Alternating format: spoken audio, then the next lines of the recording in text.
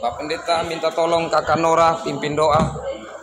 Kakak calon GI. Berdiri sah.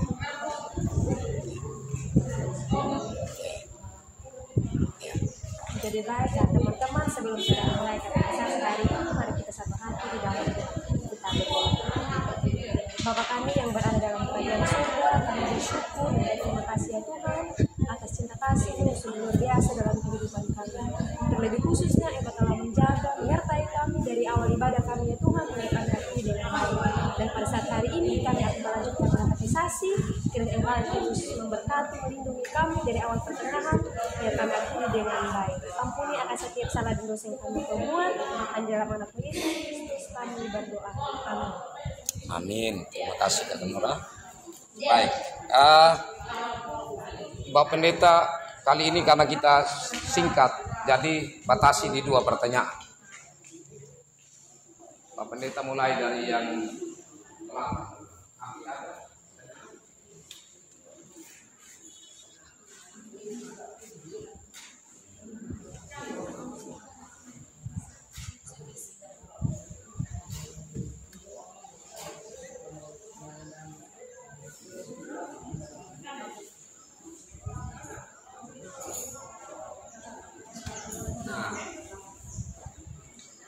pertanyaan ini nampaknya mudah, tetapi sebenarnya tidak terlalu mudah untuk menjawab. Jadi orang yang menyiksa Yesus itu waktu itu ya, apakah mereka itu berdosa atau tidak? Kalau otaknya pasti ya, macam kan yang apa itu kan imam kepala apa ya, imam-imam itu yang menyerahkan Yesus itu untuk diadili dan dianggap sebagai kemudian pemberontak kekaisaran Romawi dan dijatuhi hukuman. Jadi biasanya begini Bapak Pendeta terangkan sedikit sebelum masuk situ ya. Jadi kalau masalah waktu itu, kalau masalah agama itu ada Sanhedrin, kumpulan dari imam-imam Yahudi, nanti mereka tuh berembuk. Begitu. Jadi kalau dari pemerintah, kalau bawa di pemerintah tolak. Pemerintah akan serahkan ke Sanhedrin. Artinya mereka yang untuk bahas tentang masalah agama. Jadi sampai di situ nanti ditanya masalah apa, nanti diselesaikan. Nah, jadi kalau Yesus ini ya tidak dicarikan cara untuk bagaimana supaya dijatuhi hukuman secara Romawi, ya, maka ya dia dapat hukuman ringan karena hanya dikembalikan ke mahkamah agama. Karena itu mereka mencari cara, dan cara yang mereka pakai itu politik begitu ya. Jadi Yesus ini dipandang dia ini memberontak. Dia itu telah menyatakan dirinya sebagai anak Allah. Dia menyatakan dirinya sebagai raja. Nah, kalau menyatakan diri sebagai anak Allah itu berarti Bapak Pendeta penkhotbah ya. Berarti dia itu Allah begitu ya. Karena kalau anak babi disebut apa? Babi itu. Kalau anak kuda ya tidak mungkinlah disebut kerbau, tetap dia kuda. Karena itu anak dari kuda ya kuda. Nah, kalau anak Allah ya berarti dia Allah. Ya. Nah, itu yang tidak diterima. Tetapi itu masih kurang. Yang buat Yesus itu akhirnya diadili secara hukum Romawi karena mereka bilang Yesus ini dia mengakui dirinya sebagai raja. Nah, sebagai raja ini soal karena waktu itu Romawi ini sedang menjajah termasuk orang-orang Yahudi, orang Israel, dan kaisar itu dia bilang sebut saya Tuhan. Tidak boleh ada raja lain. Saya sudah yang raja di atas segala raja. Nah, ingat ya, waktu Yesus lahir itu Herodes sampai perintahkan bunuh anak-anak kan? Iya kan? Karena dia dengar bahwa di sana ada seorang yang bilang raja mau lahir atau yang lahir. Nah, itu persoalan yang terjadi. Jadi di saat mereka bilang Yesus ini mengakui dirinya raja, maka itu menjadi soal secara hukum. Berarti dia harus diadili. Nah, waktu diadili memang kan kita ikuti ya prosesnya bagaimana. Yesus sendiri seperti tidak berkata-kata. Ya, sempat juga waktu ditanya Yesus ngomong sedikit saja.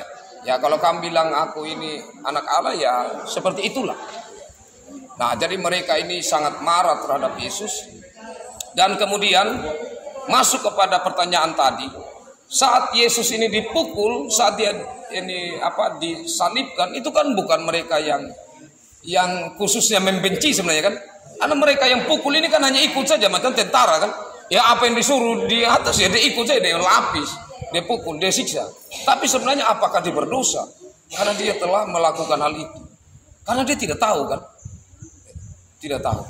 Nah, jadi apa yang mereka lakukan waktu itu Tuhan Yesus sendiri tahu bahwa mereka tidak mengenali Yesus yang benar. Sehingga Yesus bilang apa di kayu salib?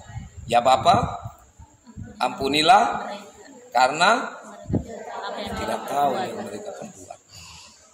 Jadi waktu itu mereka tidak tahu sama sekali bahwa yang disalibkan ini adalah Mesias. Tapi yang berdosa imam-imam kepala. Karena apa? Karena pertama, mereka seharusnya yang baca kitab-kitab termasuk kitab Nabi Yesaya yang menubuatkan Mesias, kan sudah bilang bahwa dia nanti itu Mesias akan menderita. Sebenarnya mereka harus tahu bahwa Yesus ini sesungguhnya adalah Mesias. Kemudian meskipun dia ini hanya nabi biasa ya, meskipun bukan Allah, bukan Mesias, tidak seharusnya mereka cari cara politik untuk sampai menyalibkan Yesus. Itu pasti salah. Karena mereka ini kalau kita baca Alkitab Perjanjian Baru, dimanapun Yesus pergi mereka ikut. Mereka hanya mau dengar kapan Yesus salah. Mereka selalu bangun diskusi untuk mencari-cari kesalahan Yesus. Nah, disitulah letak dosa mereka. Tetapi kalau yang pukul, yang apa Tuhan Yesus bilang, ya ampuni mereka. Mereka tidak tahu ya. Jadi pertanyaannya memang nampaknya mudah. Tetapi kita harus cari teliti untuk kita mendapatkan sebenarnya masalahnya di mana. Dan apakah mereka melakukan itu karena memang mereka tahu, tapi mereka itu ada di bawah perintah. Kalau bilang pukul, ya ada orang namanya prajurit, ya orang pukul. Bilang salibkan dengan paku ya seperti yang waktu itu memang untuk penjahat yang kelas kakap. Karena penjahat yang kelas kakap itu pasti di tengah. Jadi Yesus itu dianggap penjahat yang paling. Nah, jadi dorong paku ya itu memang dorong ditugaskan seperti itu. Oke, terima kasih. Iko. Selanjutnya dari Rabi ada. Erna silakan.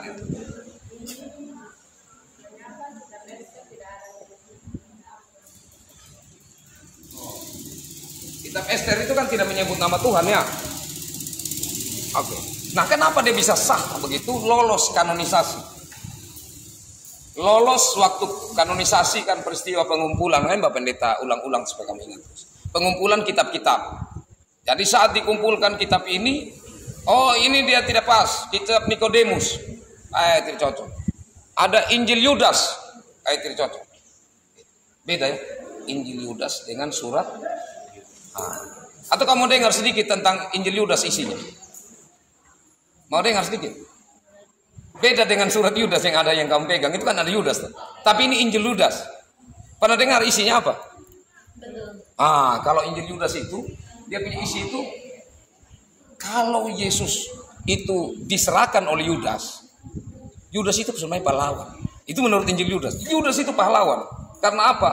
Karena dalam pemahaman mereka, bahwa yaitu kalau kamu baca seperti filsuf Plato dan seterusnya tentang dunia ide, ya, tentang bagaimana tubuh ini sebagai bagian yang paling rendah sebenarnya.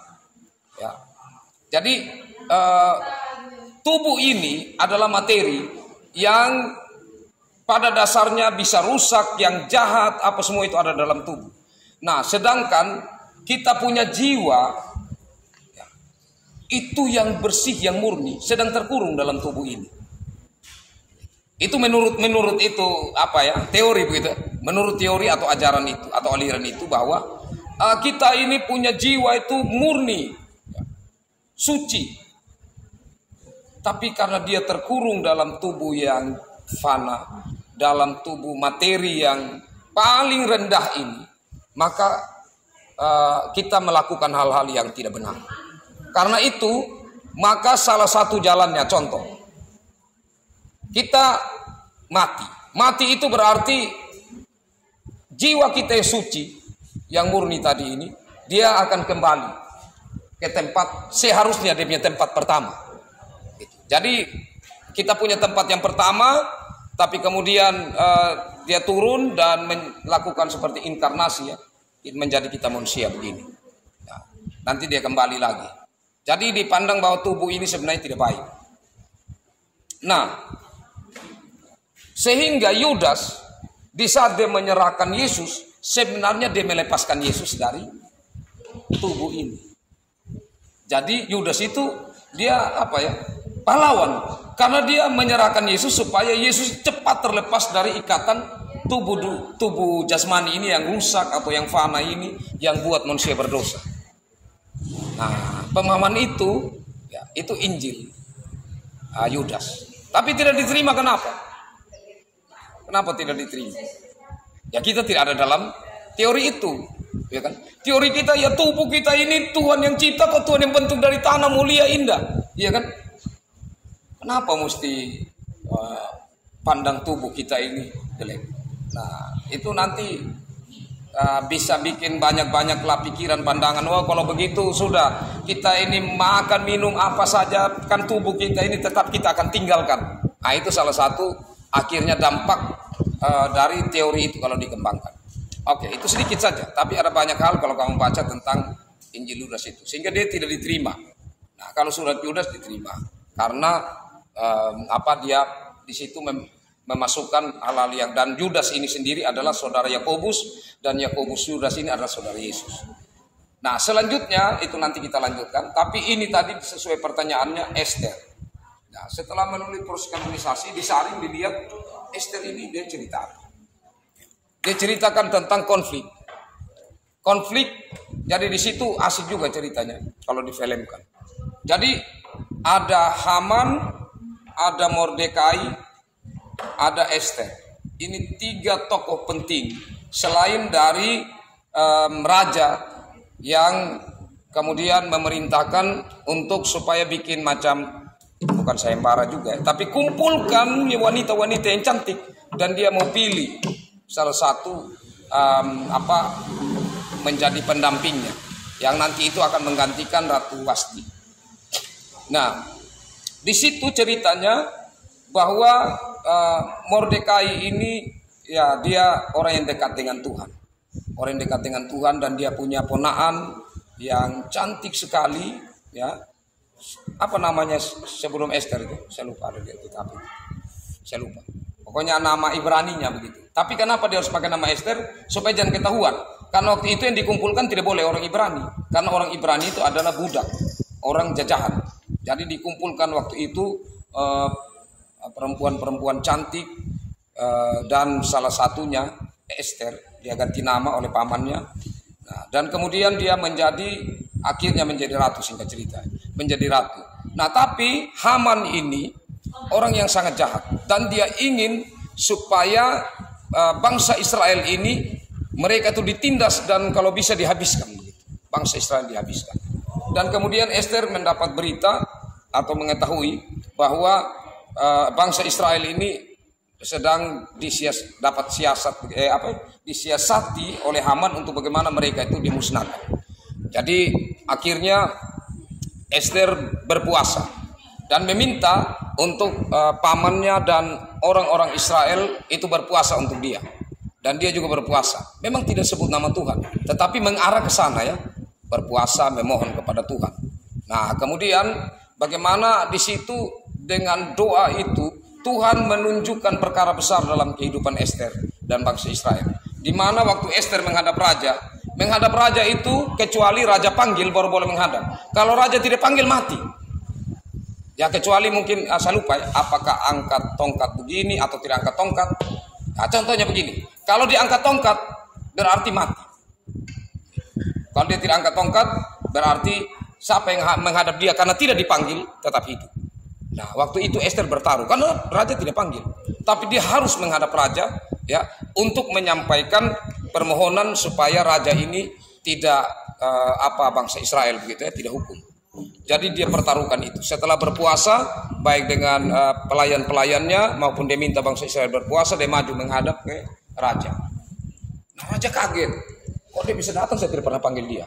Nah, tapi karena sayangnya raja, dan itu sebenarnya pekerjaan Tuhan, ya. Sehingga raja ini kemudian tidak menjatuhkan hukuman. Ya raja ini diam saja. Dan kemudian waktu Ester mendekat, raja tanya, mau apa engkau? Dan Ester sampaikan permohonan permintaannya. Singkat ceritanya pada akhirnya Haman ketahuan kejahatannya dan dia digantung kan. Ya, digantung. Tetapi Mordekai disayang, Ester disayang oleh raja dan bangsa Israel karena khususnya bangsa Israel melihat perjuangan dari Ester. Jadi ini kalau mau dilihat adalah cara pemeliharaan Allah, tindakan Allah kepada bangsa Israel yang ada di pembuangan.